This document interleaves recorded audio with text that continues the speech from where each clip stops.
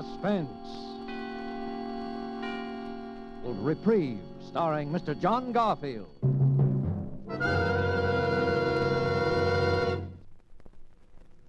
This morning, my lawyer, Mr. Gurley, said he was trying to get me a reprieve, so I looked it up in a dictionary I got.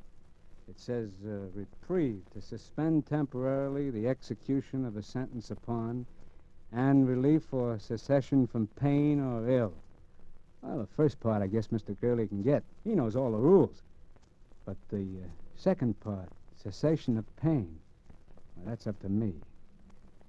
Maybe when I've spilled it all out, put it out on a table where I can look at it, why I'm here, and about the kid, about Laurie, maybe then will come cessation of pain.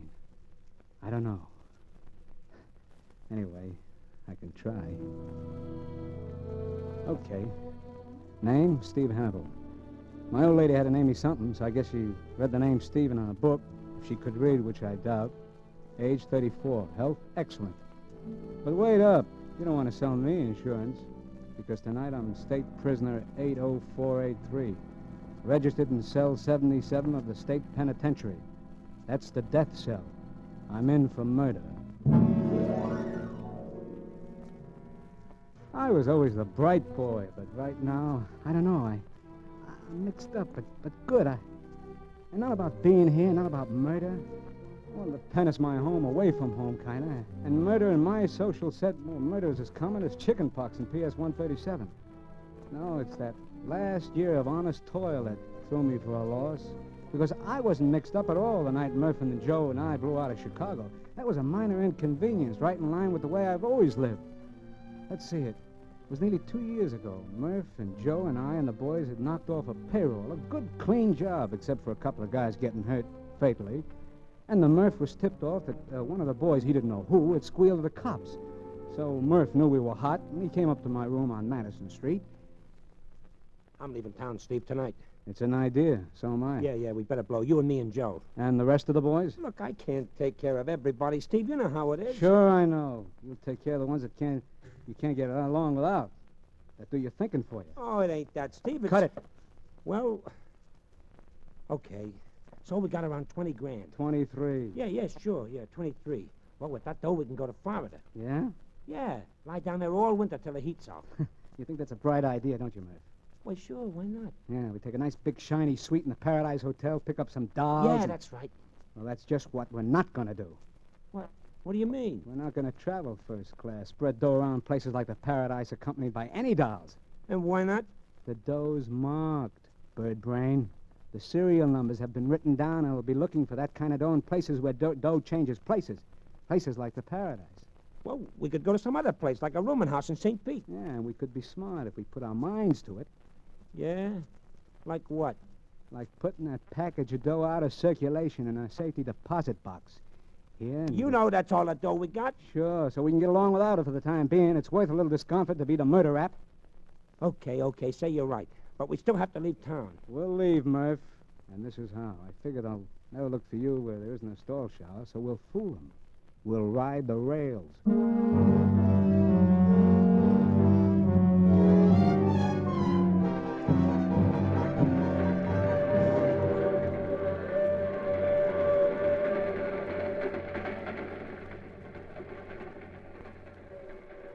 You can play the nine of hearts, Joe. Huh? Where? Oh, yeah. Yeah, I was going to. You were. You never saw it, huh? What a guy. Outsmarts himself in solitaire. Ooh. Hey, it's cold in this boxcar, Steve. Yeah, just pick up a phone, Murph. Tell the management. They'll give you more heat. All right. I just said it was cold. At a time like this, be glad it's cold. Joe. Mustn't cheat. I wasn't cheating. Oh, new game. Where you slip the card under when you can't play it, huh? Well, so what if I'm cheating? It's my skin, ain't it? You're absolutely right. Well, I wonder how many of the boys have been picked up. I couldn't take care of everybody, Steve. None of them been picked up. Why should they be? Oh, boy, there's that 3 I've been looking for. None of them been picked up, huh? Well, who's protecting them, Joe? Your fairy godmother? Why would the cops pick them up? They know it was Murph used the gun. Huh? I mean, they probably guessed Murph was trigger man. Why, you dirty... Shut up, Murph. What else did the cops probably guess, Joe? Well, how would I know, Steve? Well, honest, I only thought that Talk, maybe... Joe. What else did they guess? About me? Oh, nothing about you, Steve. Honest, they Spill it, spill it. they knew Murph was trigger man and that You and that he squealing took the dirty dough, no one rat. else. Honest, Steve, I didn't tell him anyone else who was on the job. I thought if they picked up Murph, then you and me could... Hey, Steve, stop Murph. Get back, Murph. Let him finish. Go on, I finish. didn't squeal on you, Steve. You gotta believe me. Steve, you gotta... Steve, stop Murphy. Don't let him do it. Steve, no!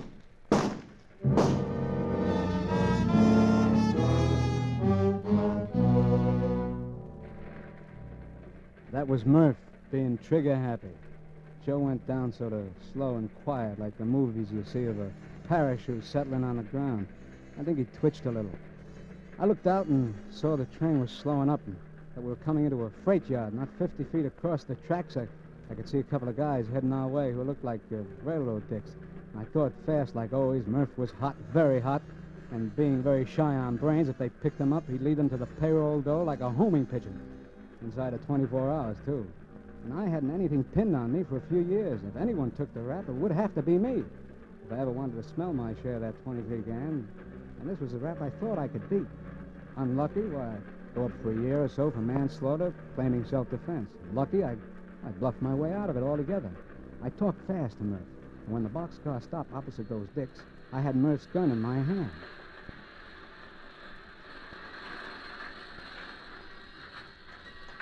How many of you guys in there? 3, mister. Well, pile out, boys. It's the end of the... Hey, What's the matter, Whitey? one of those guys has a gun. What are you doing with the gun, brother? Huh? I don't know. And what's wrong with the other guy? He shot him. I was over there at the other end minding my own business, and those 2 guys were yelling at each other, and he... Okay, drop that gun, mister. I'm coming in.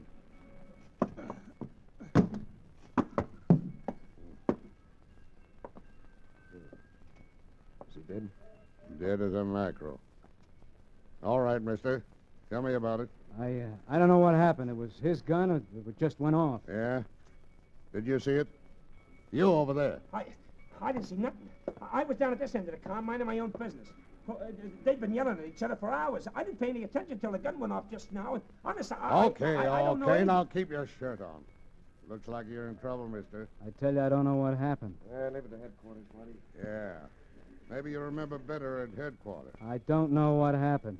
All right, Dreamy. No matter what you remember, the rap is murder.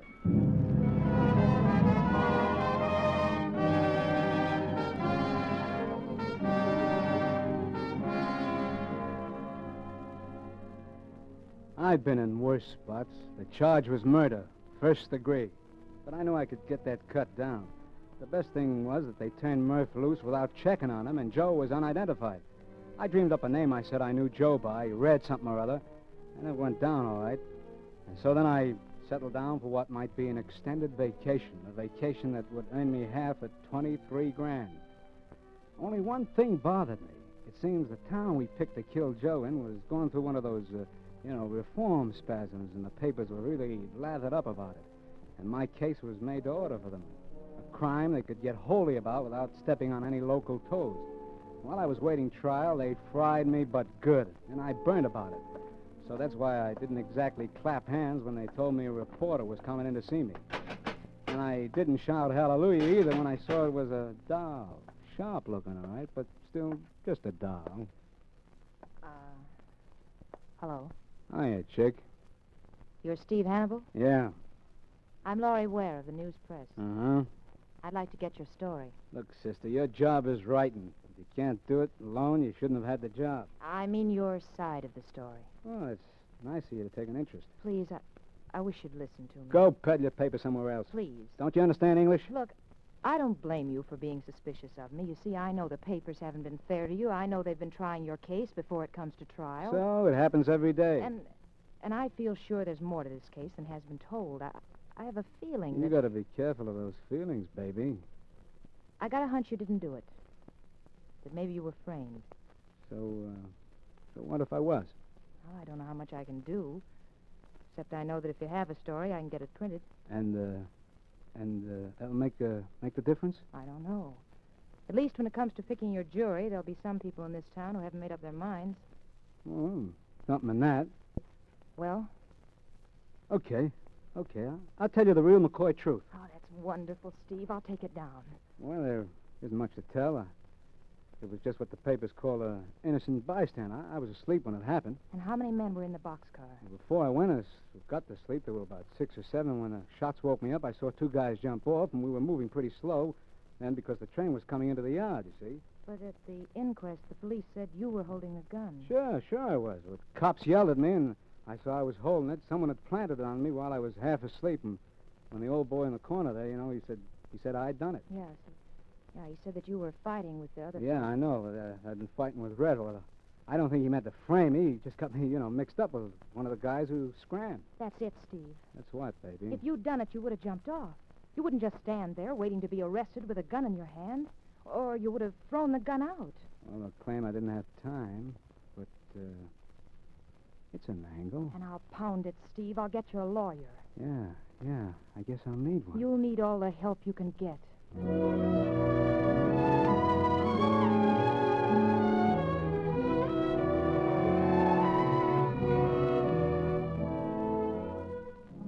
What a doll. Sold on me before she even got the pitch. And what made my hand all aces was the girl could really write. She had the news press giving me more space than the World Series. Well, the other papers had to pick it up. Well, by the time the trial came up, I was local hero #1, an orphan child. The whole town wanted to adopt me. So no one, least of all of me, was much surprised when the jury filed back into the jury box with their decision.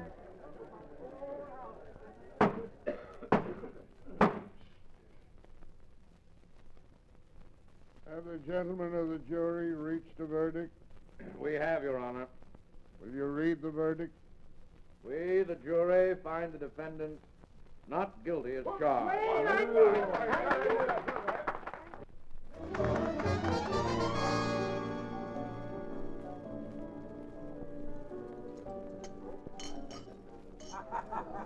Oh, Steve. Well, your work, kitten. What do they say? The pen is mightier than the sword. Oh, I'm so happy I could help you, Steve. Oh, you don't see me crying, honey. Want to dance? Come on. Sure, but... Come on. Wait, I want to talk first. Have you got a home you're going to? Or a job? Look, kid, you've been Girl Scout enough today. Let's dance. Come Please tell me, Steve. I'm worried about you. on. I'm going to winter in California and summer in Maine. You haven't any place to go. See America first. That's my motto. Steve, I don't want to butt in, but Harry Singles will give you a job. Yeah? Doing what? In the circulation department. You're kidding. Well, it wouldn't be such a good job to start, but I know you could work up, Steve, and you'd like Harry. 9 hours a day, 5 days a week. Is that it? 5.5 days. Steve Hannibal punching a time clock. Boy, I suppose I'd get a Social Security number and everything, huh? Don't you have one? Unemployment, security, income. That's a lot of legality. Legality? Oh, skip it, kitten. Let me think. You know, I might just take a whirl at that job. Oh, Steve, I think that's wonderful. Well, it's not so much the job, but you and I have a lot of unfinished business, baby. And we can't get it all done in one day. But right now, I want to dance. Come on, baby, let's go.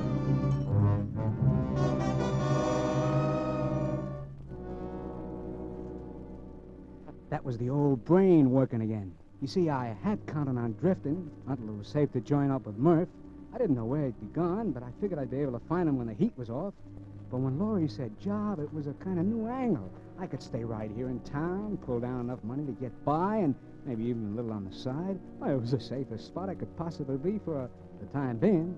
I went down to the newspaper office with Laurie the next morning and was hired. First time in my life such a thing ever happened to me. Harry Singles was a sharp guy for any racket, and working with him, I got so I didn't mind it. Of course, the hours were very regular, all daytime, and I had to put on a clean shirt now and then. But I always had that 23 grand to think about. And the kid Laurie, well, I couldn't have squired a better doll in Chicago, New York, or any place. Only sometimes she made me nervous. Let's not go out tonight, huh, Steve? Let's stay here in my place. I'll cook something. I don't know. It doesn't seem right. What doesn't seem right? Seeing a doll with class and an apron, I can't get used to it. You will eventually. After all, you're used to being a working man now. Well, don't be too sure, baby. Ah, Steve, you know you love it. I don't know. Sometimes I get the itch to move on. Forget the itch, Steve. A rolling stone gathers no moss, you know. Yeah, so they tell me. But I saw some moss once, and I still wonder, what does a stone want with moss anyway?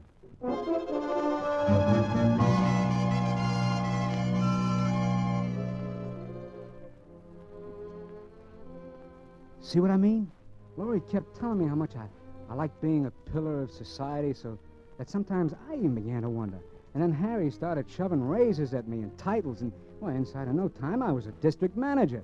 And I sat down and figured the dough angle. And it gave me a shock. Because even if it was legal, I was making more dough week in and week out than I had with Murph and the boys. Well, the Chicago stick-up stayed hot, and I didn't hear from Murph, so I let it all ride and kept working. Along about then, the papers were in a lather again, all about reform. And the town was just crawling with rackets, and Laurie was working on the stories. One night, Laurie was typing a story in her room, and I was in the living room waiting for her to finish. And... I'll be with you in a minute, Steve. One more paragraph. And that's finished for tonight? Yeah, finished for tonight. I got something to show you. Come in here. Okay, kitten. What is it? Buying hats again? It's a letter I got in the mail, right here on the desk. Oh, the local wolves are moving in, huh? Much more exciting. Read it. Lay off or we'll measure you for a coffin. You have 24 hours to quit your job. First time I ever got anything like that. Want to read my answer? Your answer? Yeah, my article for tomorrow morning.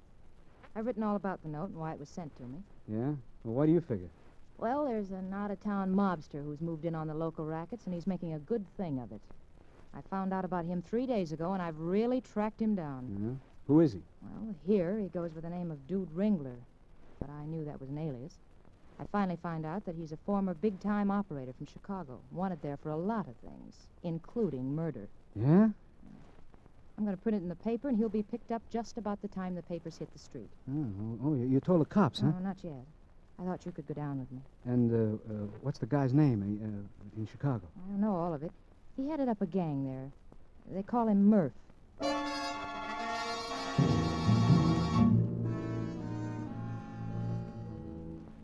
I got that roller coaster feeling, only worse. I still can't figure it.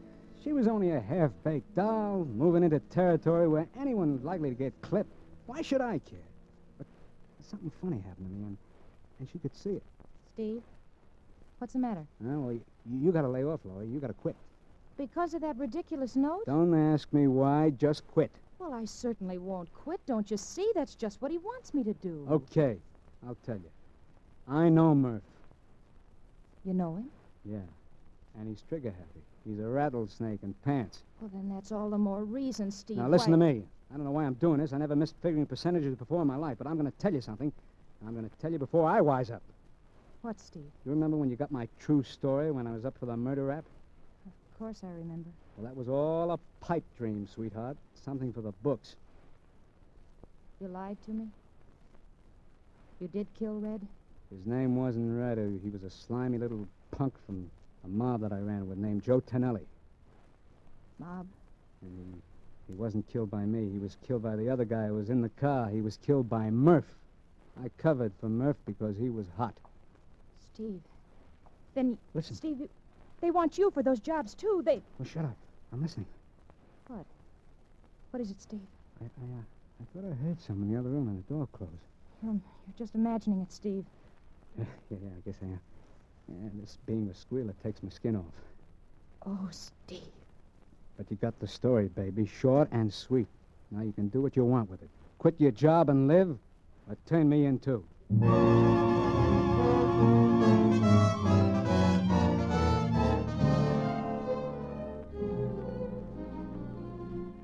What a doll. What a doll. She cried on the front of my shirt, and then she smiled. And she called Harry Singles with me sitting there and told him she quit. She told him she was getting married the next morning to me. And well, I played along. Then I left her. After telling her to button her lip and keep the door locked, I started to go find Murph to check on that 23 grand and put him wise so he'd lay low. I could see that he still needed me to think for him. But there was something wrong, something very wrong. I felt like I was kind of cracking up, so I let it ride until the morning. I was climbing the stairs to pick up Laurie at 9 on the dot, and for some reason I was feeling pretty good. Open up, chick. It's me. Open.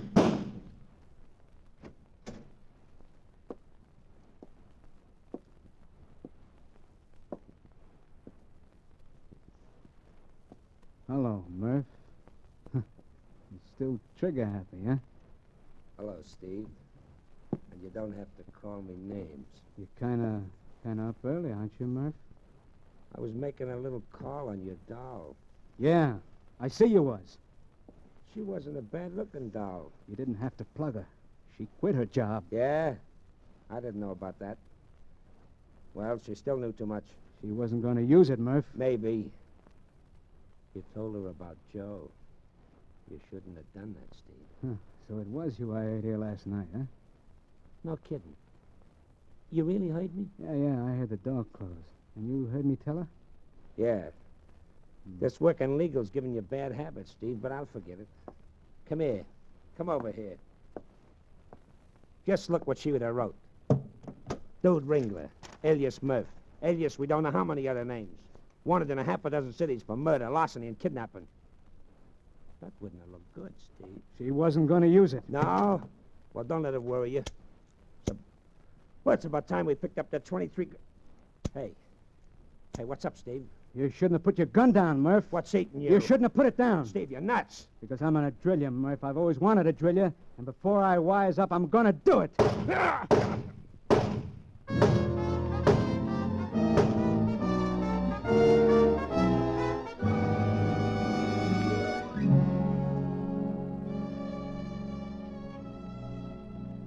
That time, the neighbors heard it. I didn't care. I kept pumping lead. When they came in, I was standing over Murph, holding the gun. The same gun he'd used to kill the kid. So the cops got me for both of them. Both of them. And for Joe and the payroll job, too. They really thought they hit the jackpot with me. I didn't give them any argument. It wasn't any use. But, you see what I mean? When I'm mixed up, I've always been a sharp guy. I could have beat the game. Murph was right when he knocked off the kid. She did know too much. Well, it's the way things work out in our set. And why should I get the case of highs over a doll getting drilled? I can't figure it out. And, well, now I'm trimming my fingernails, waiting for Mr. Gurley to get a reprieve. And I'm all mixed up about that, too. Because in the dictionary, it's a word that's got two meanings. And the way I feel, they don't mesh. They kind of cancel each other out. To suspend temporarily the execution of sentence upon, and relief or cessation of pain or ill. Well, any time now.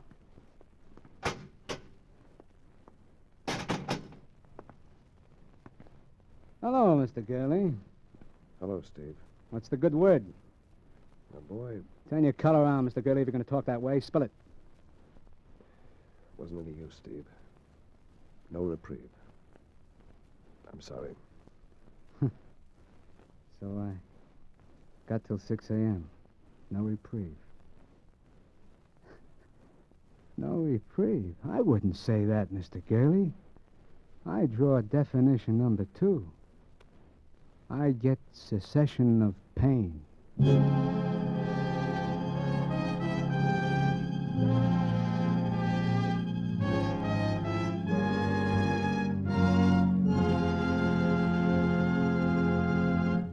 And so closes Reprieve.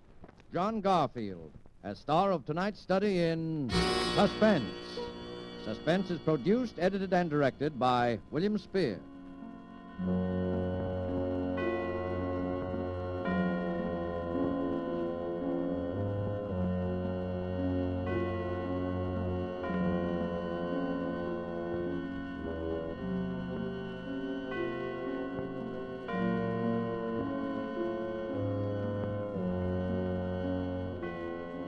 This is the Armed Forces Radio Service.